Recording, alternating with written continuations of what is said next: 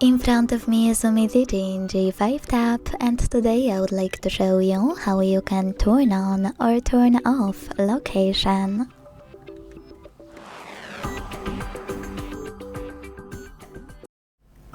Begin by going into Tab menu and looking for location shortcut.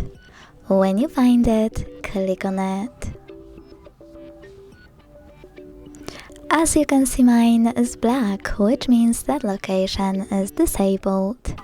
To enable it, click on the same shortcut until it's blue. If you wish to, you can also go into Devices Settings.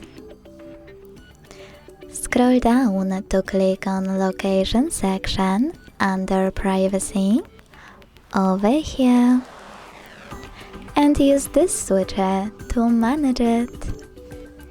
Thanks so much for watching. If you enjoyed this video, don't forget to leave a like, comment and subscribe. Bye!